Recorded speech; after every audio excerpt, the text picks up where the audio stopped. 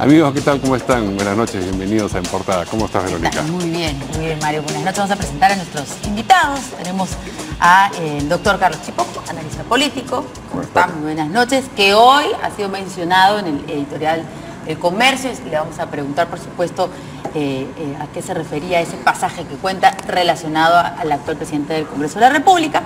Y también le damos la bienvenida al señor Ditel Columbus, analista político, que también ha sido protagonista hoy de una publicación de la revista Caretas. Son muy famosos nuestros invitados. Después se van a un ministerio de todas maneras. De acá nosotros somos como Augusto Ferran. Yo lo descubrí. Exacto. Ya tenemos varios en nuestro haber. Claro, de lujo. De lujo. Todo de lujo. Muy bien, vamos a empezar preguntándole a Carlos Chipoco, que efectivamente ha sido mencionado en el editorial del Comercio, un editorial que se llama Lo hice por necesidad. Para Luis Galarreta, presidente del Congreso, las campañas parecen ser temporadas en las que es lícito afirmar cosas en las que no se cree, dice la bajada. Esto tiene que ver con lo siguiente: se le hizo una entrevista durante la semana a Luis Galarreta en la que le recordaron la época en que era pepecista, era vocero de la campaña a la alcaldía de Lourdes Flores, esto es en el 2010, y algunas cosas que dijo en ese momento, criticando a quien era el principal rival en la primera parte de esa competencia electoral de Lourdes Flores, Alex Curi, y estas críticas decían en buena cuenta que había una mafia que había gobernado, que era la mafia fujimorista, y que está reagrupándose y pretendía volver, y que el primer peldaño era Curi, y lo que venía luego en las elecciones del 2011 era el fujimorismo puro y duro con Keiko Fujimori, que era la candidata presidencial. Es la época del fotoaudio. Sí, por ejemplo, recordar. Eso vino luego. Alcaldía, ¿no? Pero lo que decía, por ejemplo, es en esta elección se fue el regreso de una mafia que gobernó un tiempo, dijo en ese entonces Galarreta. Luego dijo que esa mafia empezaba a reagruparse camino a un objetivo, el proceso del 2011, y que tenía dos personas, se entiende que Curi y Keiko, en su opinión, que representan una actitud y una actividad política que, más allá de las palmas en las cosas positivas, eso no puede ponerte una venda en los ojos en temas de derechos o en temas de corrupción. Llamó la atención entonces que, habiendo dicho cosas como aquellas, luego deviniera el encendido fujimorista que es hoy, ¿no es cierto? Y entonces él explicó eso de la siguiente manera, y aquí es donde interviene nuestro invitado Carlos Chipoco. Dijo que Carlos Chipoco, pepecista y que también tenía que ver con la campaña en ese momento, dijo: Carlos Chipoco me pide que el objetivo era Curi, y entonces hay que decirle de montesinista para arriba, para abajo debe ser, y hay que decir que después de Curi viene Keiko, que es el fujimontesinismo. Esa fue la estrategia de campaña. Eso es lo que ha dicho él, y es sobre eso que le preguntamos a Carlos Chipoco. Efectivamente, tú le dijiste eso a... Mire, efectivamente yo era el responsable político de la campaña, y digamos una campaña que tuvo éxito, tanto que sacó de juego a Curi, que era hacer una polarización de esencia versus corrupción. Y desafortunadamente para Curi fue finalmente condenado justamente por un acto de corrupción. Claro, salió de esa carrera no por eso, sino por un problema de dónde estaba inscrito. Yo creo que hay muchas versiones que dicen que él le dijo al jurado que prefería salir, porque de ninguna manera ya iba a ser electo, ¿no? Y prefería salir así que ser derrotado. Bueno, pero la verdad, lo que debo decir es que yo, como jefe de la estrategia de esa campaña y de otras, nunca ordeno, sugiero, ¿no? Y nunca él no utiliza el verbo ordenar, dice me dijo. Y nunca voy por encima de las convicciones de las personas. O sea, no hay nada peor que un político diga algo en que no cree, porque transmite que no cree en eso, ¿no? Entonces yo creo que él no dijo, no, pero yo creo que en realidad estamos exagerando. No, nunca, para nada. No, objeto, era claro que estaba convencido. Claro. Pero yo creo que Lucho ha hecho una evolución. Ha cambiado de opinión, y eso es legítimo. Alguien puede tomar una idea y luego cambiar a otra explicándola, pero no creo ser el responsable de que haya dicho lo que dijo sobre Fujimori. Creo que en ese momento lo creía y lo dijo claramente, ¿no? Yo no suelo en política dar órdenes o imponer cosas sobre las convicciones de las personas, porque me parece pésimo para hacer política.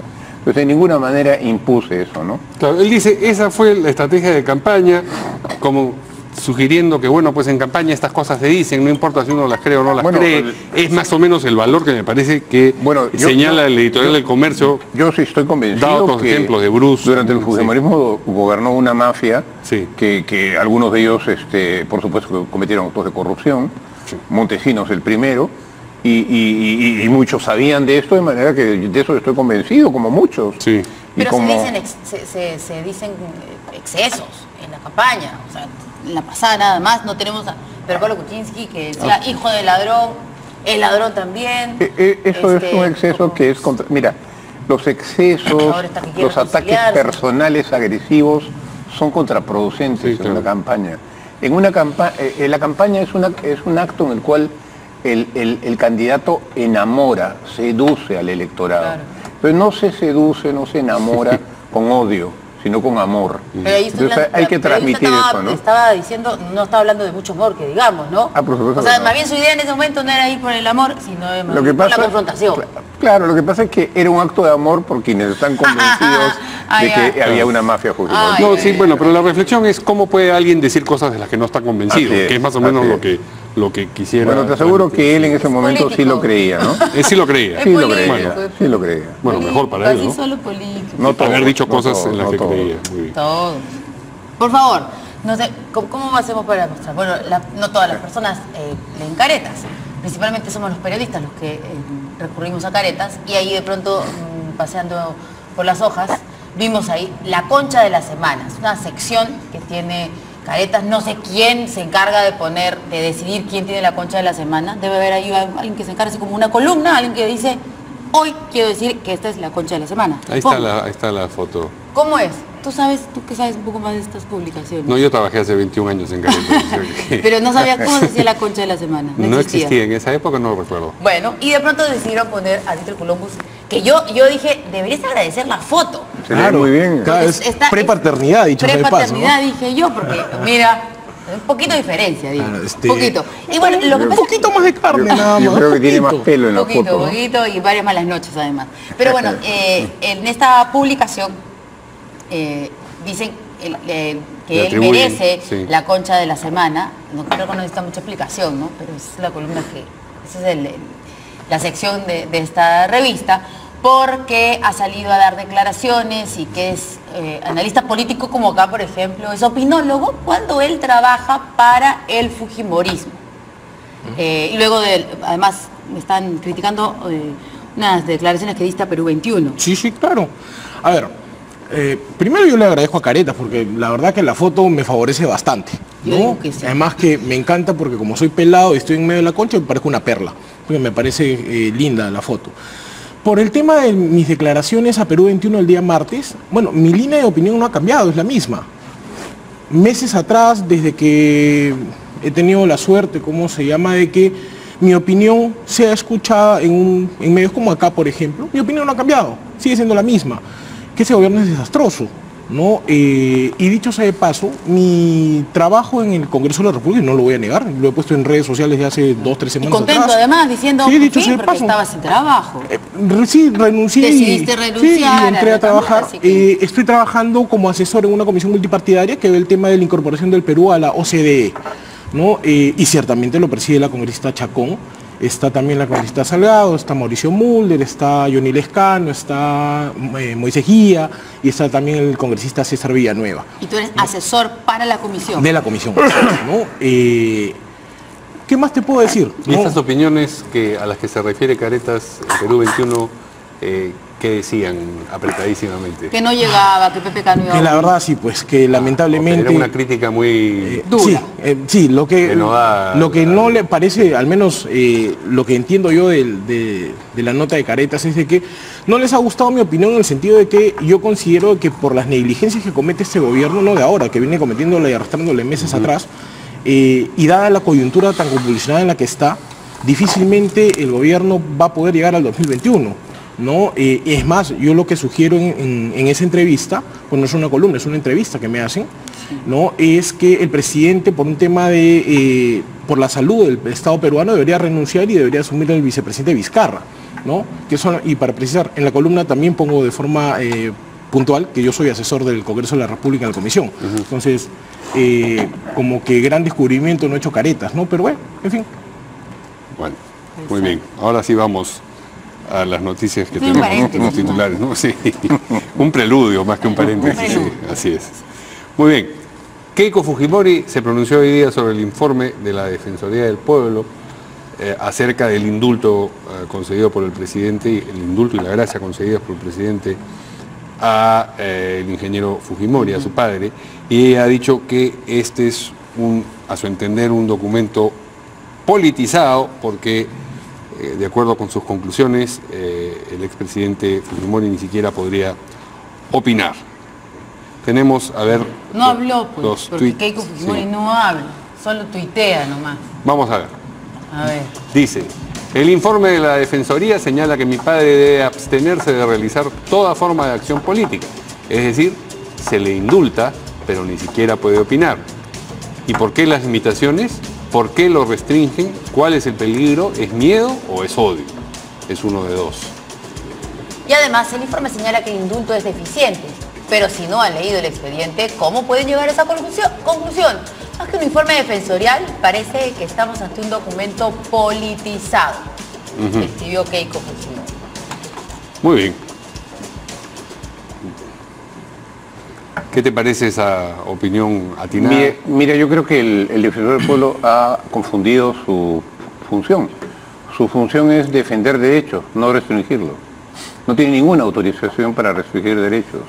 Es más, el indulto, que es un acto de clemencia en este caso porque es un indulto humanitario, no supone que tenga restricciones, por ejemplo, a la libertad de expresión, que es un derecho universal. Lo tiene todo el mundo, piense lo que piense, ha hecho lo que haya hecho.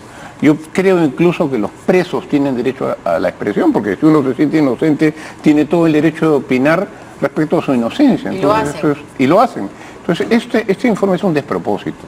Es una cosa absolutamente inadecuada cuando estamos frente a un caso ante la Corte Interamericana, que obviamente va a tener un impacto porque los informes de los ombudsman o de los defensores del pueblo son muy valorados en la Corte. Pero acá, ¿qué tenemos? Un informe que no defiende el derecho a la vida. El dictamen médico dice con mucha claridad sobre Fujimori que si sigue en la cárcel puede morirse. Y dice que recomienda el indulto humanitario. El Estado tiene la obligación de proteger el derecho a la vida y también tiene la obligación de sancionar a los responsables, pero no puede, digamos, proteger los dos derechos al mismo tiempo. Entonces tiene que privilegiar uno. ¿Y qué se privilegia entre la obligación de sancionar y el derecho a la vida?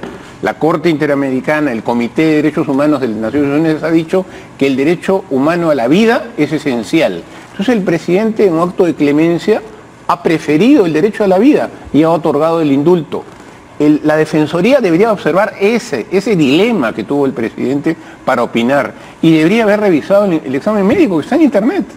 No lo revisa y dice que es inadecuado sin un peritaje, sin una opinión médica. Hasta donde sé, el defensor del pueblo no es médico. Entonces esto es inoportuno, incorrecto, innecesario, ilegal, porque el defensor del pueblo no puede restringir derechos. Es más, solo tiene un mandato moral. No, sus opiniones no son vinculantes, sino son morales. Entonces, acá yo no sé qué ha pasado. O es un error de su equipo y de él sobre su misión real, o es un intento de promoción de la Defensoría del Pueblo en la coyuntura, ¿no? Ha obtenido 4 titulares, 4 primeras páginas de periódicos. ¿Quién sabe si ese era el propósito? No lo sé, no lo quiero creer. Quiero creer que hubo un error en esto, ¿no? Y el defensor se debe dedicar a otras cosas. Oiga, él debió hacer un informe sobre las condiciones de vida de la gente del norte del país, defendiendo sus derechos. No hay una sola línea sobre eso. Eso es lo importante, defender la vida, los derechos de las personas. Entonces los comentarios de Keiko te parecen atinados. Yo usualmente no comparto la opinión de Keiko, no soy fujimorista ni simpatizante, soy opositor a ellos, pero en este caso tiene toda la razón. Es absolutamente inconstitucional que el defensor del pueblo diga que el expresidente Fujimori ya no puede opinar. Eso no lo puede hacer, para eso no lo faculta la ley. No ha entendido su misión, él defiende derechos, no los restringe. Le ha ganado la mano a Kenji en esta, digamos, ha salido ya más rápido que Kenji a defender al padre. Es cierto eso. Sí, sí. Claro. A ver, si uno lee el mensaje de Keiko Fujimori, creo que queda claro, primero, un tema familiar, porque obviamente esta circunstancia, queramos, no afecta el entorno familiar, pero también es una posición, creo yo, de defensa de un tema de institucionalidad. Pero cuando hablamos del tema del defensor del pueblo y del tema del indulto, creo que el tema del indulto queda claro, pues, de que es una prerrogativa del presidente, que está en la Constitución, que es la potestad del presidente es incuestionable, ¿no? Pero yo rescato algo, ¿no? Lo que justo dice mi amigo el doctor Chipoco, que es, ¿no?, la explicación sobre lo que dice del informe médico, ¿no? Yo no he tenido la oportunidad de leer el informe médico completo, salvo las partes que se han filtrado en medios de comunicación o en redes sociales, pero hubiese sido espectacular. Ya, del presidente no esperemos una explicación un poco entendible, pero por lo menos el ministro de Justicia, ¿no?, que con meridiana claridad, como lo ha dicho Carlos, ¿no?, explique cuáles son las razones del indulto, ¿no?, los sustentos, porque al margen de la opinión del defensor del pueblo, del informe, que dicho sea de paso, y haciendo un paréntesis a lo que iba a comentar, yo coincido con Carlos en el hecho de que no se puede limitar el derecho a la libre expresión. Lo que yo creo que en todo caso el presidente Fujimori no va a poder hacer, ¿no?, es el tema de participar vamos a llamarlo así, en procesos electorales, ¿no?, porque ya hay una norma que te da ciertos parámetros de prohibición para personas que han sido sentenciadas. Pero el tema de libertad de expresión, bueno, el defensor del pueblo incluso ha defendido el tema de libertad de expresión de Fujimori cuando él estaba purgando condena, porque yo recuerdo haber leído, que le comentaba a Carlos ahora, alguna columna o algún texto en alguna revista del defensor justamente defendiendo este tema, ¿no? Creo que, como dice Carlos, se ha armado un poco un arroz con mango en la explicación de la defensoría, que al final no ha terminado entendiéndose bien el tema. Pero lo que sí sería bueno es que, así como ahora el ministro de Justicia salió más o menos a explicar el tema de lo de la gracia presidencial, que está ligado al tema de Pativilca, ¿no?, que se va a ver mañana, ha dado una media luz sobre el tema. Deberían un poco explicar el gobierno mejor qué cosa pasó con el indulto, cómo se dio, etcétera, etcétera, y así nos evitaríamos, pues, el informe del defensor, las posiciones, las interpretaciones que tenemos que hacer, o de los silencios, o de las medias verdades que nos suelta el gobierno, pues. Vamos a ver entonces. Lo que ha dicho el yo lo que ministro. creo es que el ministro no puede explicar absolutamente todo, porque tenemos un caso el 2 de febrero y no puede revelar toda la estrategia que el Estado tiene para enfrentar este caso, ¿no? En todo caso, en el tema Pativilca, déjame terminar un segundo. A la estrategia, en el tema Pativilca, a lo previo, a lo que ha ocurrido. Claro, a lo que ya ocurrió. En el tema Pativilca, efectivamente, el plazo que están contando algunos abogados es equivocado, porque lo cuentan a partir de la extradición. Y para aquella extradición tiene que haber un proceso previo, que duró muchos meses y completan el plazo que exige la Constitución. Pero además, el proceso no tiene objeto, porque si el juez abre una instrucción contra Fujimori, pidiendo con arresto domiciliario, o con detención preventiva, por ejemplo. Con detención podría ser, pero ¿y si lo condena? Sí. Si lo condena, ¿qué pasa? Los médicos dicen que se muere, lo estaría condenando a pena de muerte, y la pena de muerte está prohibida en el Perú, entonces no tiene ningún objeto. Pero ¿quién diría eso? Porque un juez puede decir, bueno, sí, sí, tiene que ir. No, esa gracia no tiene sentido porque los plazos no se cumplen. No, los plazos se cumplen. Claro, eso porque el proceso fue antes. Pero hay otros que dicen que no tiene que ser a partir del pedido, sino que tiene que ser a partir de, desde ¿cuánto ha sido? ¿Agosto puede ser? Agosto del año pasado, que llegó ese documento, autorización a la Corte Suprema Peruana para que se pueda iniciar. Lo que pasa es que hay una connotación política, porque la Constitución dice la instrucción, y tiene que haber instrucción para que se haya el pedido de extradición, si no, ¿quién lo pide? Entonces se tiene que contar antes, la Constitución es muy clara en eso. Lo que pasa es que hay una connotación política en esta interpretación restrictiva. Hemos preguntado a un montón de abogados sobre si se contabiliza a partir del pedido que se hace a Chile, Pero para que haya pedido tiene que haber instrucción, no puede haber pedido sin instrucción. Vamos a conocer lo que ha dicho el ministro sobre el particular. Dice Enrique Mendoza, ministro de Justicia, a él, a Alberto Fujimori, le abrieron este proceso en junio del 2012. ¿Cómo no va a aplicar el derecho de gracia? Y ese proceso, ¿qué cosa es? Lo que pasa es que los jueces estaban impedidos de llamarlo. Eso se pidió en el 2015. Tomen cualquiera de esos plazos, pero quienes se oponen quieren tomar el plazo de junio. Cuando llega el folio de la Corte de Chile, 6 meses antes del indulto. Así es. Para pedir a alguien, el Estado no se puede ir al Estado de Chile y decirle, quiero extraditar a Fujimori. Tiene que haber un proceso previo, con todas las garantías del debido proceso, para que se concluya la extradición.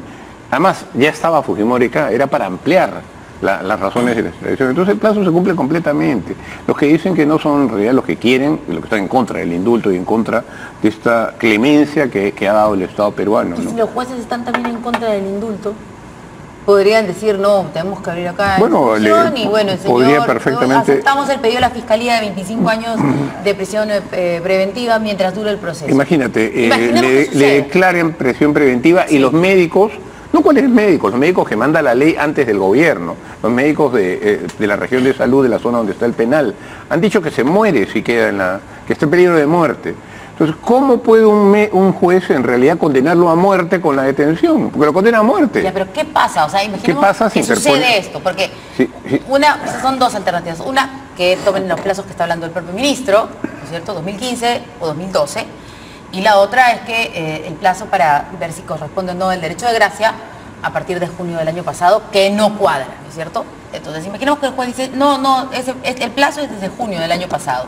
No hay un tiempo suficiente. Entonces, aceptamos el pedido de la Fiscalía de 25 años y le damos detención provisional. Sí.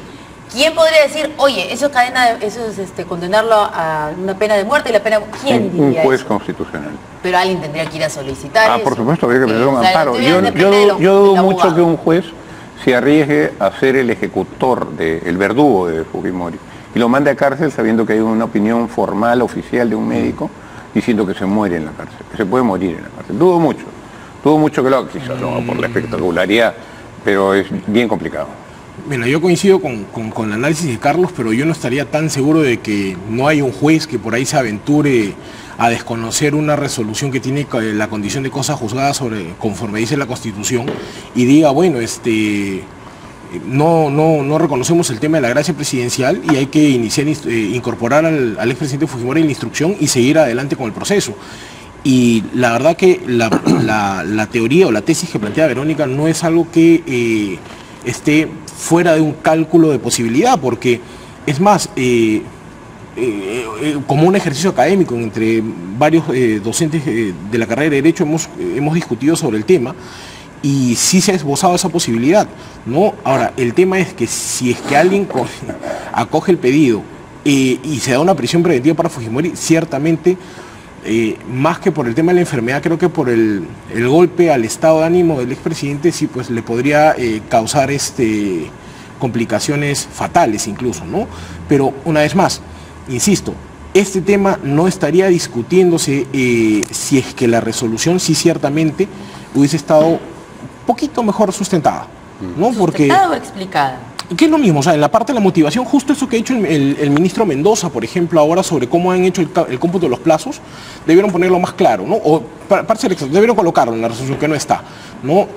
Ahora, la discusión sobre cuál de los plazos se va a hacer, como dice Carlos, una es desde que se instauró o se inició la instrucción, o desde que la Corte chilena autoriza a procesar a Fujimori, porque es recién ahí desde que lo incorporan al proceso formalmente, ¿no? Entonces, yo en lo personal me apego más a la primera tesis, ¿no? Que se computa desde el 2012 también, pero esas son pues ha sido digamos así, un ministro poco prolijo, pues Mendoza, en no dar una asesoría legal completa pues a nuestro poco prolijo presidente también, ¿no? Bien. Y ojalá que no me saquen otra la próxima semana después de lo que estoy diciendo. Ajá, ¿por qué no? Está divertido. Bueno, vamos a ver qué es lo que ha dicho el ministro de Vivienda, ¿sí? No, nos dice la producción. Vamos a una pausita rápida. Vamos a una pausa y regresamos.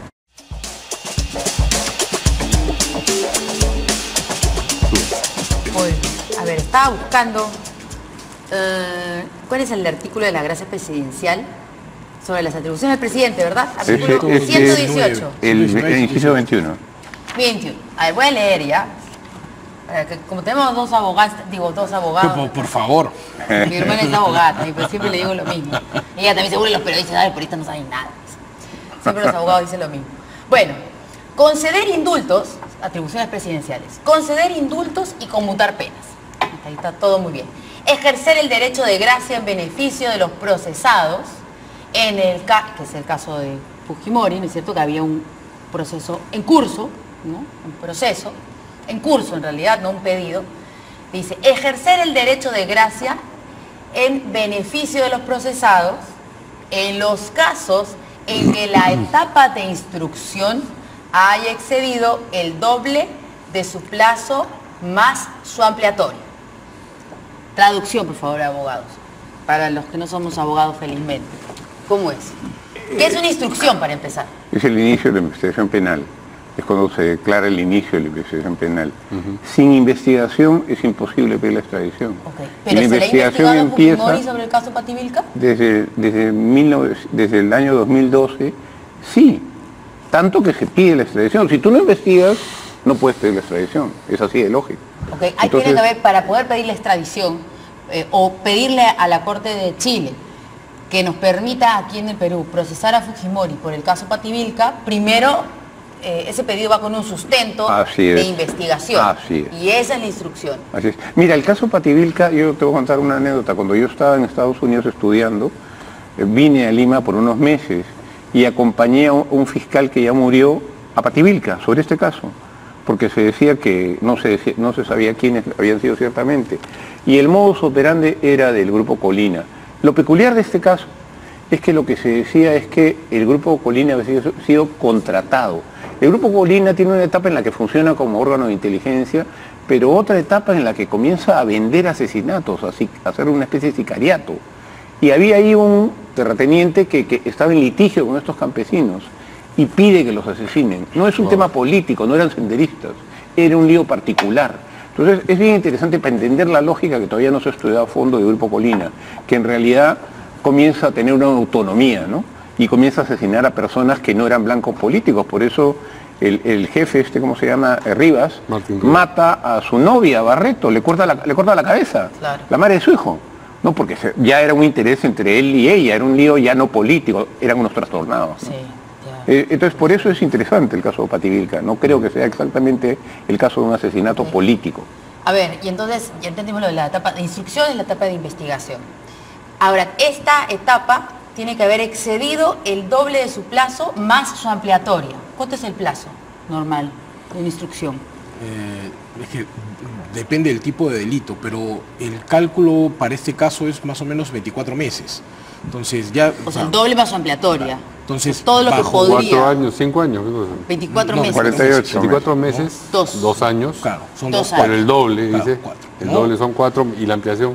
Pero ya estaríamos... No, todo el mundo habla solo de 24 meses, ya contabilizando el doble del plazo más su ampliatoria. Por eso, 24 meses. ¿no? Claro, en total, 4 años. Sí, pero por eso yo preguntaba cuánto es eso, yo no sé. ¿No? El tema es de que al 2018, bueno, y al 2017, cuando se dio la resolución, o sea, el periodo a que se refiere la Constitución ya está sobrepasado en exceso, ¿no? Ahora, una vez más, el tema va a ser cuál va a ser la interpretación para el inicio del... O sea, el tema no es el plazo total, sino es a partir de cuándo se va a decidir computar el inicio de ese plazo, ¿no? Yo creo que, y creo que Carlos coincide conmigo, que es desde el 2012, pero hay algunos que dicen que eso se tiene que computar recién desde que la Corte chilena autoriza la extradición, o perdón, el juzgamiento de Fujimori por temas de lesa humanidad por el caso Pativilca, ¿no?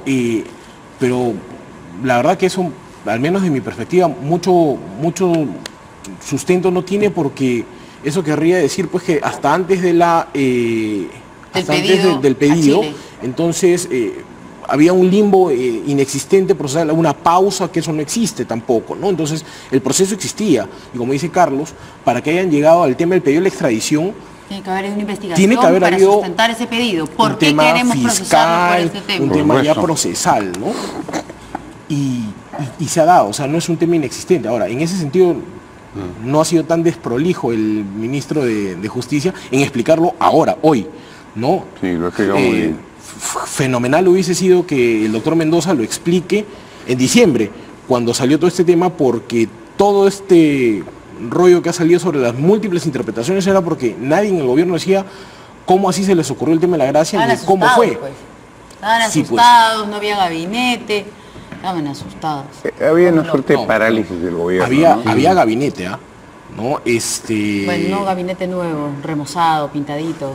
Sí, pues tarrajeado. Remendado. Bueno, además nadie sabía quién se iba a quedar en su cartera. Ahora, pero ustedes sí creen, o sea, digamos, los papeles se han hecho, Fujimori estaba mal, pero el momento en el que se dio claramente ha sido por una negociación. Yo tengo que buscar el papelito, pero Kenji, dame una mano y este papelito lo metemos ahorita. No lo metemos dentro de unos meses, sino ahorita. Mira, no lo sé, pero eso no invalida que la razón del indulto es el peligro sobre la vida del presidente. Sí. O sea, puede ser que sea negociación. Y yo advierto que la política es toda negociación. No hay nada en política que no se negocie. Entonces, puede ser que sea una negociación inoportuna, incorrecta, pero la razón del indulto es como una roca, está ahí de dura. 3 médicos de prestigio dicen, este señor se muere si sigue en la cárcel. Sí. Ahora, el presidente Kuczynski lo ha dicho hace meses a periodistas. O sea, el señor Morelli en un artículo creo que lo dijo, lo comentó, que en agosto. Pero el presidente de la República se ha reunido con periodistas. No, ninguno de estos 2 periodistas, pero sabemos que se reunió con periodistas. Me imagino que en muchos medios de comunicación. Pero él dijo que quería indultar a Alberto Fujimori, que está viendo los papeles, pero que él no quería que el presidente Fujimori se muera en la cárcel. Y tenía información de que estaba muy mal. Él lo ha dicho hace meses. Claro, pero públicamente en sus comunicaciones hacía un pasito para adelante, un pasito para atrás. Lo dijo hasta en Buenos Aires, ¿no? Sí, claro. Y ya eso fue lo último. Si ustedes recordarán, el presidente Kuczynski, cuando habló del tema del indulto, en una oportunidad él señaló puntualmente que en diciembre del año pasado se resolvió el tema del indulto. Sí. O sea, sí es cierto, el presidente Kuczynski tenía claro que él quería indultar a Fujimori. O sea, era un tema simplemente de la oportunidad. A ver, la crítica que se le hace al presidente Kuczynski por el indulto es por la torpeza política del momento en el que lo da. Claro. Porque, a ver, se acaba de salvar de una vacancia presidencial, ¿no? Todavía le falta esclarecer todos los anticuchos que tiene con sus empresas, ¿no? Y a los 2-3 días suelta el indulto. Entonces es políticamente una torpeza monumental que haga eso, porque lo inmediato que se iba a decir es que es un negociado, ¿no? Y como dice Carlos, ok, en política es lo regular negociar. La política es negociar varios temas. Lo que pasa es de que la ciudadanía, en términos generales, entiende el negociar en la política como los negociazos de Carlos Moreno. Claro. ¿No? Entonces, ese es el problema, que la ciudadanía... Claro, la ciudadanía se ha acostumbrado a la negociación política, que es turbio. El tema turbio por debajo de la mesa, ¿no? Y si el presidente de la República, en el contexto en el que estaba, sale con este tema, claro, lo único que ha hecho es complicar, pues, algo que... no digo que se hubiese digerido bien, pero pudo digerirse menos complejo de lo que está ahorita, ¿no? Totalmente. El tiempo ideal hubiera sido con la llegada del Papa, ¿no? Por ejemplo. Claro, que eran un mes, nada más. Bueno. Vamos a una pausa y regresamos con la información que además ha reconocido Úrsula Letona de que su esposo tuvo participación en las negociaciones del Gasoducto del Sur, que fue un proyecto adjudicado a Odebrecht y Enagás.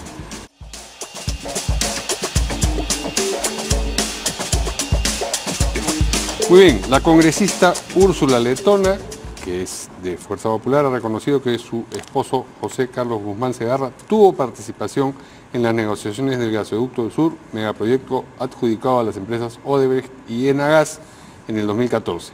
Ella dijo que la intervención de su esposo fue como técnico y no de orden legal. Vamos a escuchar primero lo que ha dicho la congresista letona luego lo que ha dicho el congresista Víctor Andrés García Belaúnde? En primer lugar, la congresista soy yo. Mi familia está al margen. Mi esposo es un abogado destacadísimo en temas de hidrocarburos y trabaja hace muchísimos años en el sector, ha trabajado en el Ministerio de Energía y Minas. Y él fue el asesor técnico, no el asesor legal, del contrato del gasoducto. Esa es la participación que él ha tenido, él ya lo explicó, así que por favor demos las cosas como corresponde. Porque Tommy incluso afirma que porque usted amiga de la señora Bartra no se le citó a la Bajato. Bueno, ¿qué puedo decir al respecto, no? La Defensoría del Pueblo ha recomendado que Alberto Fujimori no intervenga. Bueno, a lo que se refiere es a la intención de invitarlo a la Comisión Lavajato, que es una intención anunciada por el congresista Víctor Andrés García Belaúnde, que pertenece a la comisión. Escuchamos eso y luego comentamos. Yo voy a pedir que se le cite. Yo voy a pedir que se le cite. La próxima sesión de la Comisión Lavajato voy a pedir que se le cite, para que nos diga exactamente cuál ha sido su intervención en el contrato del gas, que es de los peores contratos que se han hecho en el Perú. El de mayores irregularidades y corruptelas, conforme se está viendo todos los días. Hay que recordar que el tema del gas, desde el primer día hasta el último día, estuvo metido Odebrecht, cambiando de modalidad y de empresa, y que la que se gana la licitación del gas, del primer gasoducto de Kuntur, es una empresa, Kuntur, que se constituye en el Perú con 400 soles de capital social, 400, y la constituyen 2 estudiantes de Derecho. Muy bien. ¿Qué impresión tienen? ¿Supone algún problema que haya participado? Mira, la verdad me parece que en el país se está cultivando, un poco por las opiniones, por la polarización política, la cultura de la sospecha. O sea, no por trabajar en Graña Montero o trabajar en Odebrecht uno es un delincuente, ¿no es cierto? Hay muchos estudios famosos que han sido abogados de Odebrecht y están fuera de toda duda su honradez. La inocencia es la presunción en las sociedades democráticas. La culpabilidad tiene que demostrarse.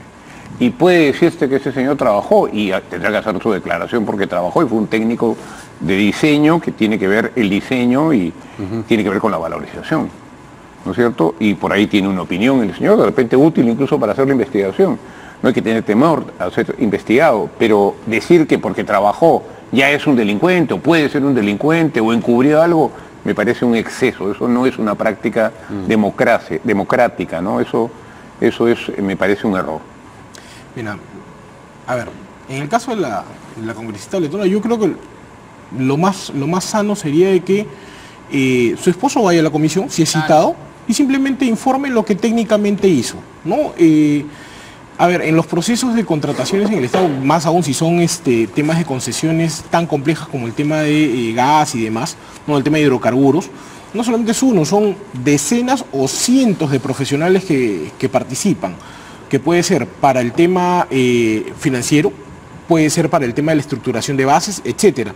Pero ahí, independientemente de la participación que haya tenido el esposo de la congresista letona como consultor o como abogado externo, como lo que haya sido, el problema es de que cualquier cosa que tenga que ver con Odebrecht o con las empresas brasileñas o que suene a Lavajato, ¿no? Inmediatamente lo que hace es que piensen, hay alguna cochinada por medio, ¿no? Y en el contexto pues en el que, al menos para mí, en el que se está pidiendo pues que la señora Bartra salga de la comisión y todo este tema de la presidencia, de alguna manera jala el tema pues de que vincular este tema con algo que tenga que ver con Fujimorismo para de alguna manera también decir, oye, mejor que salgan ellos de la comisión ya, porque incluso el esposo de la congresista está siendo investigada, ¿no? que es una posibilidad también. Pero al margen de ello, la participación del esposo de la congresista letona creo que no va a aportar mucho a la investigación, porque si es un tema de, por ejemplo, diseñar un contrato, lo puede hacer un abogado, pero el problema no es diseñar el contrato, sino es finalmente cómo pervierten el tema de las cláusulas. Su participación, a ver, exactamente, todo es por unas declaraciones del señor Edgar Ramírez. El señor Edgar Ramírez, que era presidente del comité de selección del proyecto del gasoducto de Proinversión. ¿Ya? Él está siendo investigado en la Fiscalía y él aparentemente no respetó algunos plazos y envió una carta comunicando a un consorcio que el comité que presidía había tomado la decisión de descalificar su propuesta.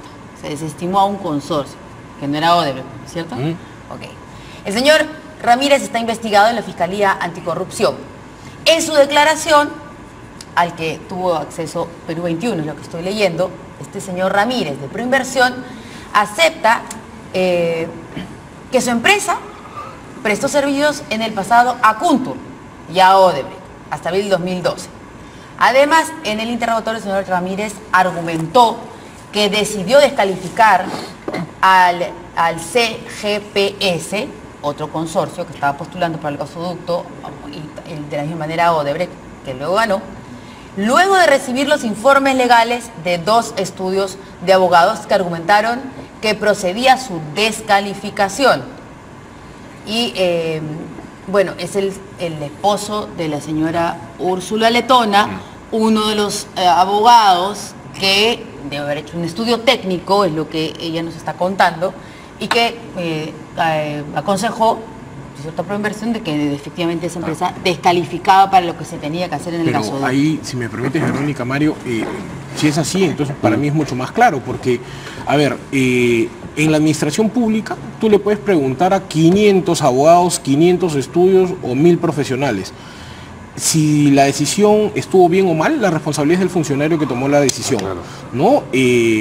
Si es esa la circunstancia, tal cual lo has leído, entonces el esposo de la congresista Letona tranquilamente podría decir, bueno, sí, yo fui, opiné A, B o C, sustentado en esto, y si tomaron la decisión o no, fueron ellos, ¿no? Porque si no, por ejemplo, bajo la lógica que por ahí en redes he leído algo, entonces tendríamos que echarle la culpa del tema de la IRS y todo al pobre doctor Monroy, ¿no? Que fue el que sacó el informe legal de los 12 minutos, al menos que él dice que no ha sido así, dicho sea de paso, ¿no? Y no pues Proinversión, el gobierno de Toledo y demás. Entonces, con mucho mayor razón creo que el esposo de la congresista que vaya, simplemente precise y alcance en todo caso copia su informe, ¿no? Y por un tema de transparencia yo creo que los informes profesionales no son vinculantes.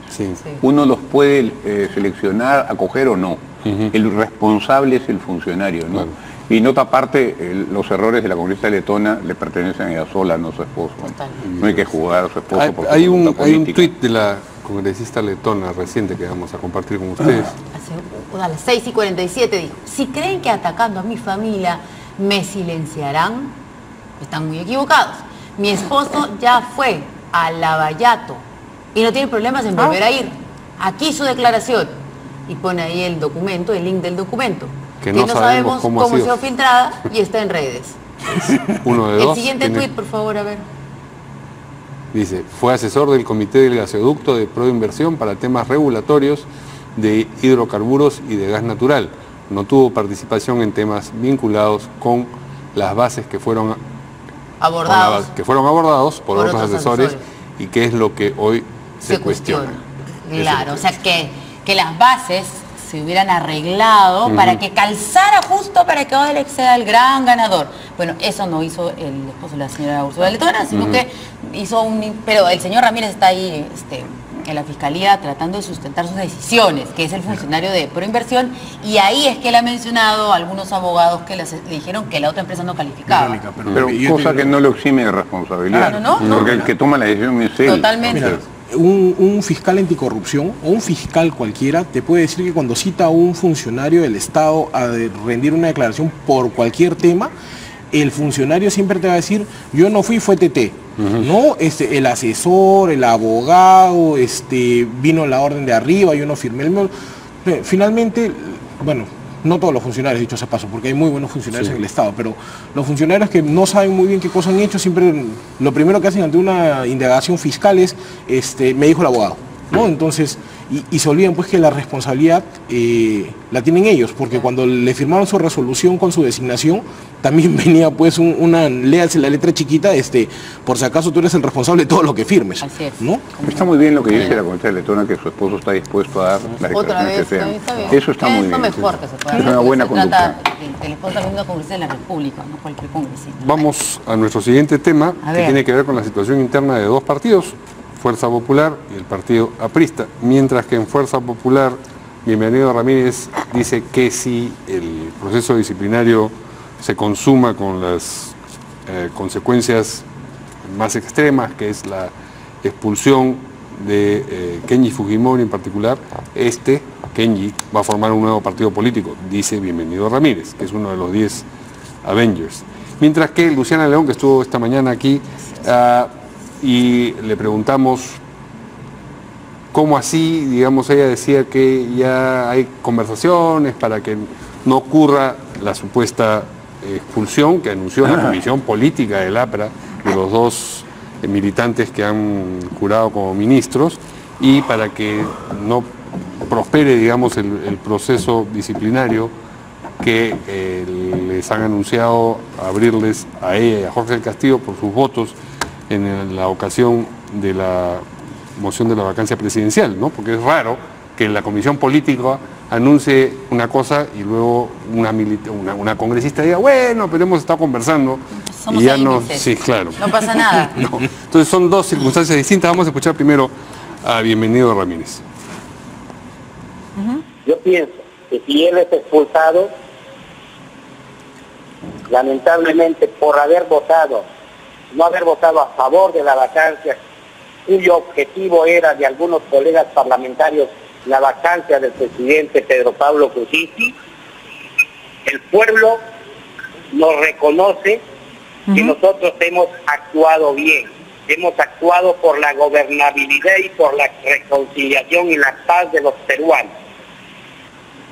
Los 10 parlamentarios estamos juntos y unidos como un roble, estaremos juntos siempre al lado de Kenji. Muy bien, empecemos con eso entonces.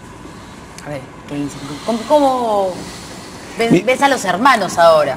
Mira, en general a mí no me parece bueno para la democracia que los partidos se dividan. Deben tener democracia interna y resolver sus problemas internamente. No es bueno la fragmentación que ya existe en el país y que es inmensa, ¿no? Sobre el tema del fujimorismo, yo creo que es un error de Keiko pretender expulsar a su hermano. Los partidos no se fortalecen dividiéndose, se debilitan más. No hay ganadores en las divisiones, es muy difícil que ocurra eso, ¿no? Stalin decía que el partido se fortalece depurándose, y vimos cómo acabó la Unión Soviética, ¿no? Entonces es un error, porque finalmente si lo vota el hermano lo obliga a hacer un partido, y lo obliga a competir con ella, y por supuesto asegura que ninguno de los dos va a ganar. Entonces es un error estratégico. Lo mejor hubiera sido domesticar al hermano y dejarlo encapsulado en el partido y dejarlo en minoría. ¿Eso ya no va a poder suceder? Eso yo creo que es difícil en este nivel de polarización, ¿no? Y Kenji tiene una gran ventaja, es que el padre no ha hablado todavía, pero siempre aparece al costado de él, ¿no? Entonces eso es. En el APRA es distinto, porque el APRA es un partido con casi 100 años de historia. Es un partido en el cual siempre los disidentes han fracasado. Desde la Puente Uceda con el MIR rebelde hasta Tausen, que desapareció.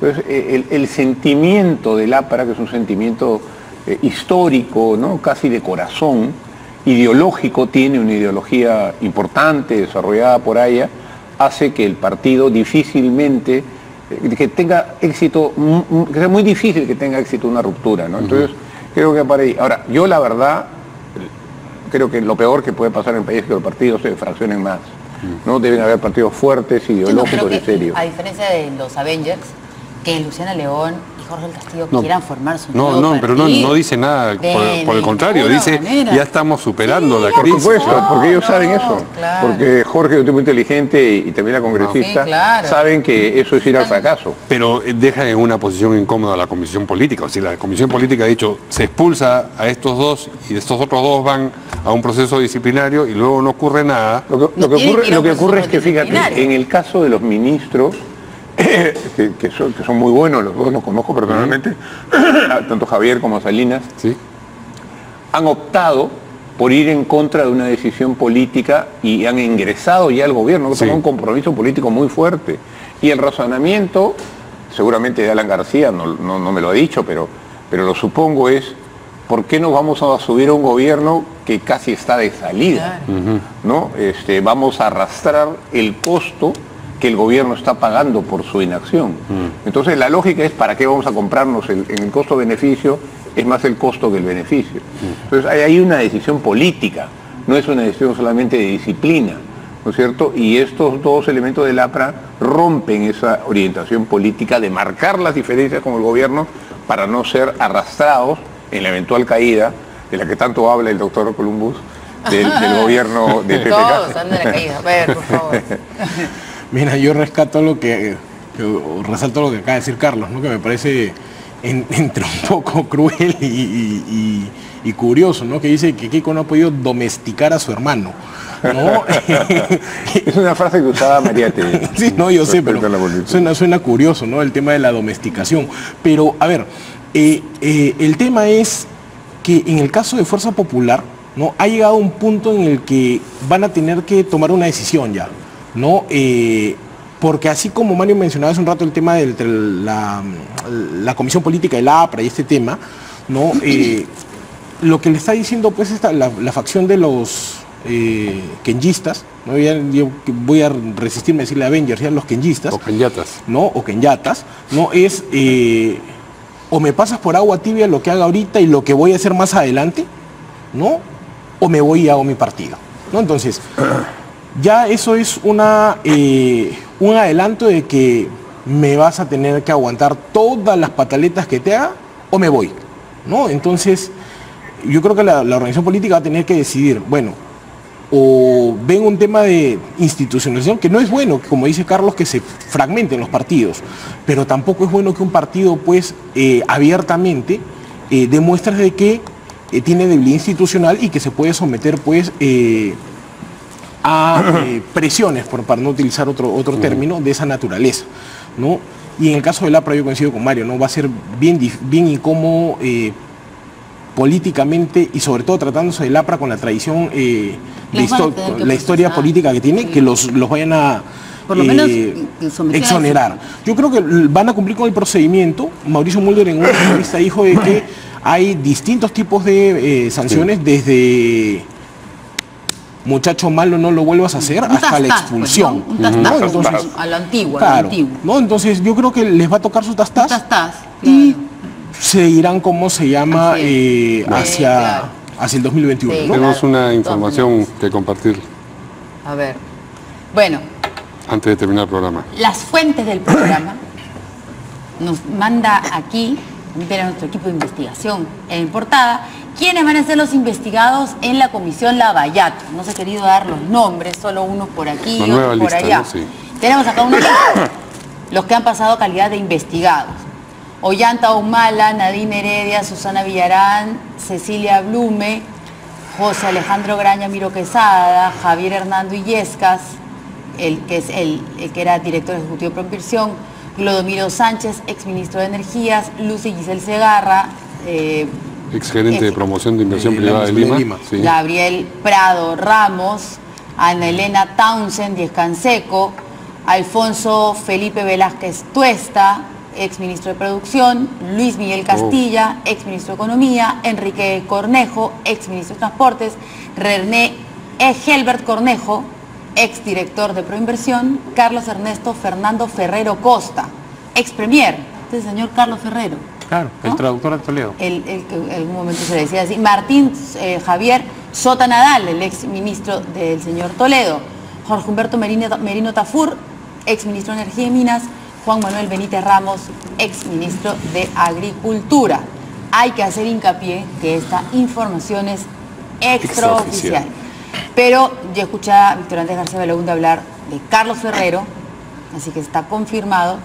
Hoy ha salido en un medio el señor Cornejo y la señora Villarán. ¿Cuál Cornejo? ¿Enrique o el candidato, el que quiere ser candidato. Y el señor Ollanta Humala en la Nadine Heredia, ¿no? Así que... Qué extraño que no haya ningún miembro del gobierno Fujimori cuando Odebrecht ya funcionaba durante el gobierno Fujimori, ¿no? Claro, pero lo que pasa es que sí, puede ser eso, pero dentro de lo que se está viendo en Lavallato, pues es básicamente Toledo, Humala, yo pensé el periodo del presidente García. Sí, ¿no? En realidad yo no creo que Odebrecht comience a hacer mercaderes con el gobierno de Toledo. Ha estado en el Perú desde la época de la UNDE y tuvo mucha participación durante la época de Fujimori. Entonces hasta ahorita no me parece proporcional. Claro, Están apristas, toledistas, pero izquierdistas como Susana Bayarán, pero no hay ni uno de Fujimori. Resulta que ahora son los santos de la política peruana, cuando no tienen muy buen pasado, ¿no? Si sale alguna obra del gobierno de Fujimori, se les tendrá que investigar, ¿no? Sí, claro. Pero por el momento es lo que tenemos, que es bastante, dicho sea de paso. Ojalá no sea discriminatorio, ¿no? Gracias a nuestros invitados. Para más. Nos vemos mañana aquí en Portada. Buenas noches.